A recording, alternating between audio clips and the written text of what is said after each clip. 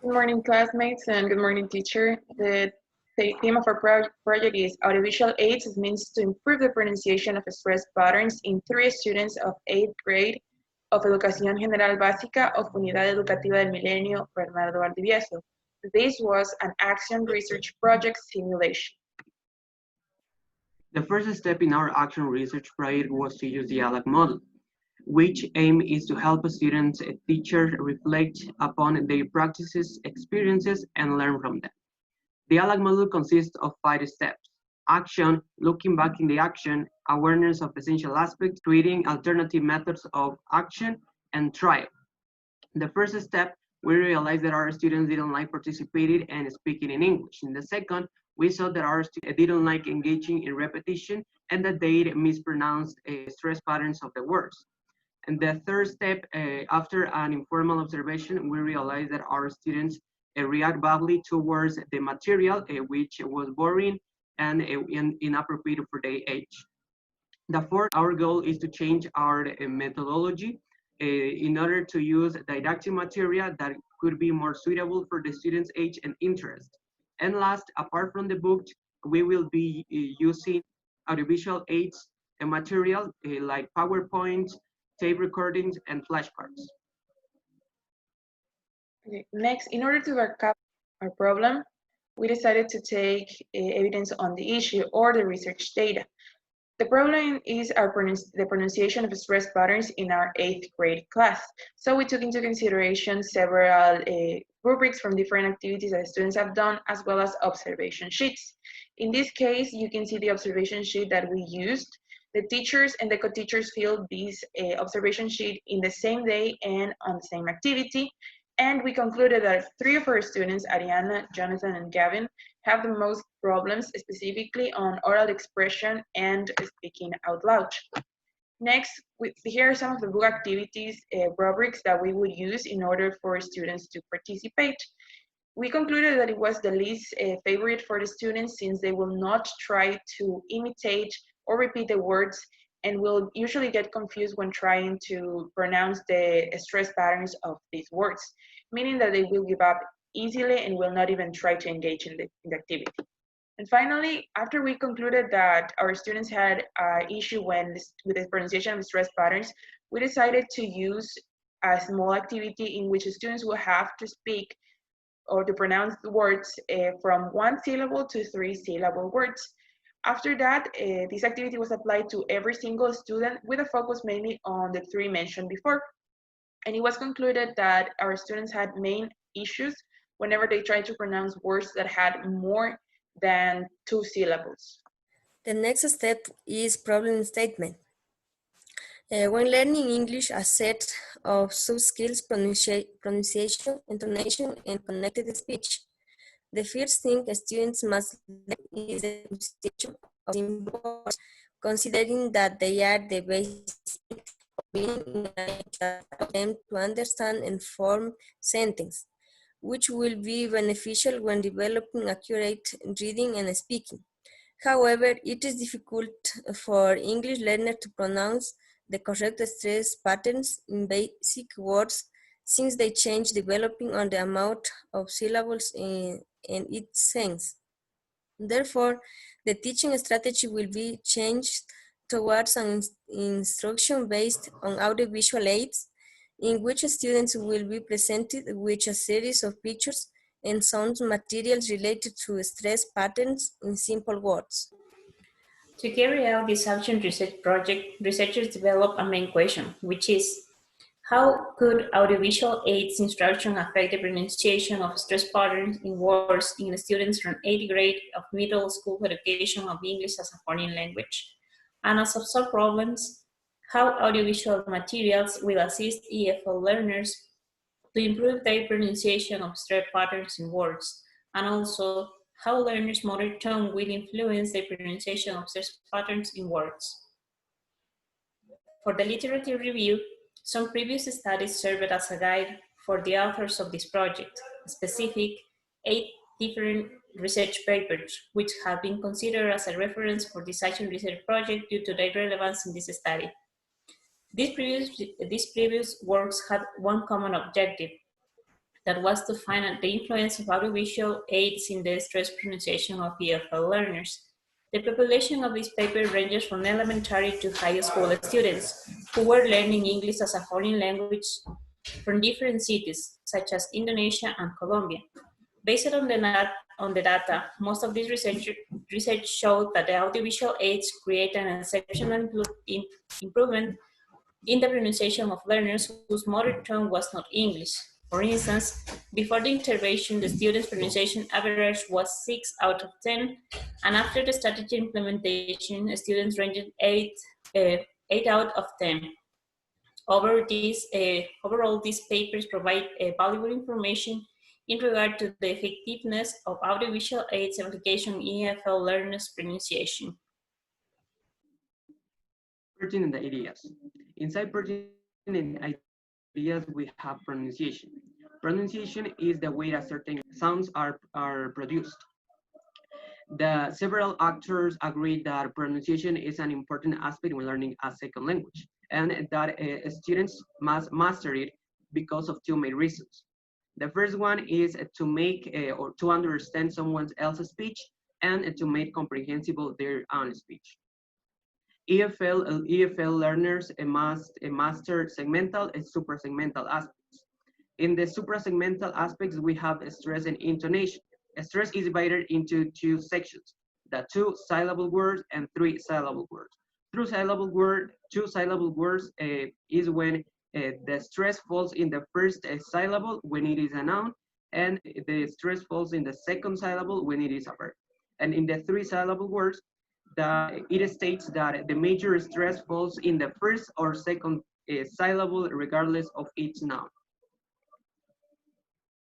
Now, regarding our second topic, which is audiovisual aids, it is considered pronunciation the most important soft skill when learning a new language. This is according to Haruna, Basri, and Kamarudin. This is why it is expected that students learn this language, learn this aspect before anything else. However, according to Kelly in 2000, the learner's first language may have a one-to-one relationship with the way students pronounce certain words in the second language. This is because stress sounds and combination of sounds may occur in one language but not in the other. In order to fix this drawback, several authors have applied audiovisual aids instruction inside their classrooms, and it was concluded that it had positive effects. So, based on the aforementioned, it can be considered audiovisual aids as the common term used for teaching aids that bring media other than speech into the learning equation. In other words, it can be defined as any type of audiovisual device that helps the students to acquire a certain language because it promotes the senses of hearing and seeing. Furthermore, Munadi in the year 2013 classified audiovisual aids into types: pure audiovisual media and not pure audiovisual media. Pure audiovisual media consists of videos, television, and movies, and not pure audiovisual media consists of slides, pictures, which use sounds at the same time. In addition, several benefits have been acquainted to the use of audiovisual aids. For instance, Angar, Malikatul, and Ariyati in the year 2008 said that their student had more motivation to participate in class, and it made the learning process a lot more effective and efficient. The instructional focus of audiovisual aids can be defined by several authors as 4 main steps. First is the explanation of materials, in which the teacher explains the material to the students based on the topic. This is, in this case, it will be stress patterns and syllables. Second is the handling of didactic materials to the students, such as pictures, transcriptions, among other things, in which the students will familiarize more with the content. The third one is repetition. They will repeat the words that are in the transcriptions or in the real materials that were given to them, since as Imam, Rahayu, and Sabinus in 2015 mentioned that imitation is the essence of learning. And finally, the teacher will show the video to the students in which a native person will be speaking the words that are in the cards or in the real material in order for the students to repeat them again. To conclude, collectively, all of this research have shown that audiovisual aids have many benefits, and it can be used in a myriad of ways because it can be applied in every context and in every step of the educational process. Methodology. The methodology of our project was an action research approach which is a reflective, analytical, cyclical, and issue-solving process, as well as a professional improvement strategy and takes into account students' needs. For this reason, the dependent variable and independent variable. Dependent variable is pronunciation of stress patterns by audiovisual aids. And this project was executing in this school year of 2020 to 2021. The participants were 3 students of 8th grade elementary level. The aim of the research question was how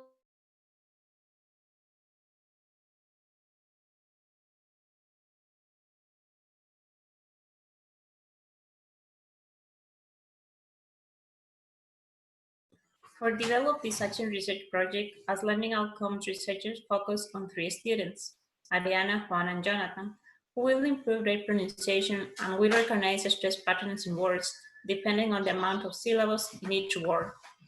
And for distortion of focus, here we have 5 steps. First, the teacher explains the materials and the topic that is going to be taught. The second one is teacher shows a video of native speaker where they can see the movement of the mouth as well as hearing the sounds of the correct pronunciation of the words that they previously learned.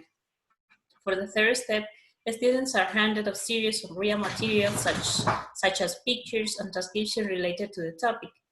The fourth, the teachers make students familiarized with content through repetition, and finally, using transcripts, PowerPoint presentations, pictures, and gestures. Data collection. An important part of the action research process is data collection because it will provide us with the most relevant information of our project. So we have to decide the most useful tools for data collection, and the first one was a checklist, the second post and pretest, and last interviews and conversations. Then support. The main teacher will receive support from their colleague to create the model lessons. As well, they will take part in the collection and analysis of the data.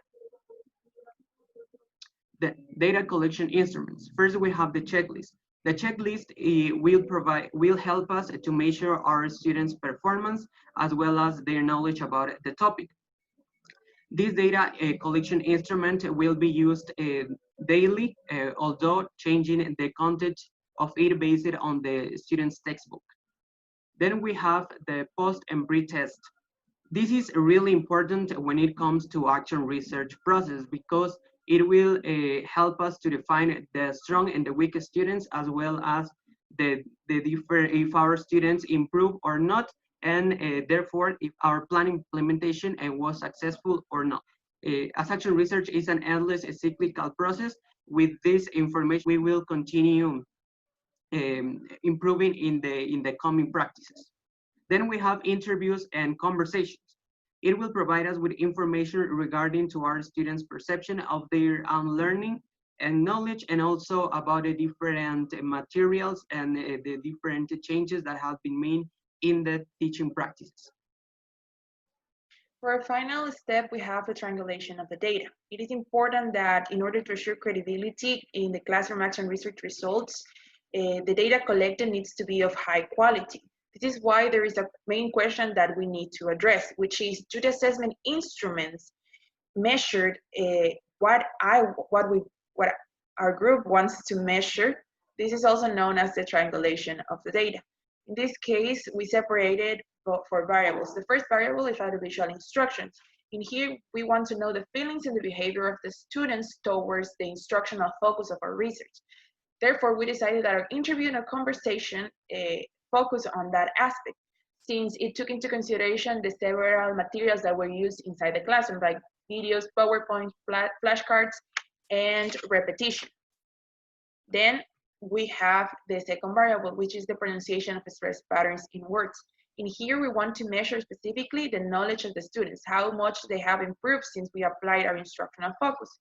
As you can see here, we consider that our formal assessment was the one that focused mainly on measuring this type of knowledge. We only choose a few questions since applying the whole test to this table will be too big. And finally, we have the checklist. In this case, the checklist will only focus on the intonation aspect of stress patterns, since it will focus mainly on how students speak or pronounce out loud.